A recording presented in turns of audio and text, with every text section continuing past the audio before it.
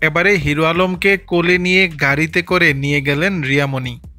আলোচিত সমালোচিত content creator hero আলমের সঙ্গে বিচ্ছেদের জন্য তৃতীয় পক্ষকে দায়ী করেছেন তার সাবেক স্ত্রী রিয়ামণি। শুক্রবার ২৭ জুন বিকেলে ফেসবুকে ৩টি ছবি পোস্ট করে এর ক্যাপশনে রিয়ামণি লিখেছেন, সম্পর্ক গড়ে তুলতে যেমন সময় লাগে, সম্পর্ক ভেঙে দিতেও তেমন সময় লাগে। সম্পর্ক গড়ে ওঠে দুজনের মতে আর ভেঙে যায় তৃতীয় পক্ষের কারণে। ছবিতে দেখা যায় প্রাইভেট কারে অসুস্থ হিরো আলমের মাথা নিজের কোলে রেখেছেন রিয়ামণি।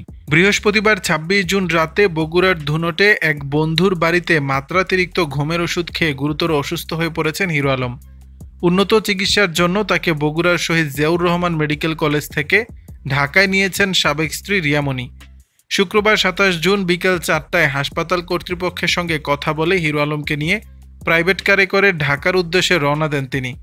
হিরো আলম যে বন্ধুর বাড়িতে ঘুমের ওষুধ খেয়ে অসুস্থ হয়েছেন সেই বন্ধু সাংবাদিকদের বলেছেন, গতকাল হিরো আলম আমার বাড়িতে এসে রিয়ামণিকে নিয়ে হতাশার কথা বলেন। তিনি যেখানে যান সেখানে লোকজন তাকে বিরক্ত করেন, নানা প্রশ্ন করেন বলে জানান। একটু নিরিবিলি সময় কাটাতে তিনি আমার এখানে এসেছিলেন। আমার ধারণা রিয়ামণিকে না পাওয়ার হতাশা থেকে হিরো আলম এ সিদ্ধান্ত নিয়েছেন। দর্শক, বিষয়টি নিয়ে আপনাদের মতামত জানাবেন নিচের কমেন্ট বক্সে।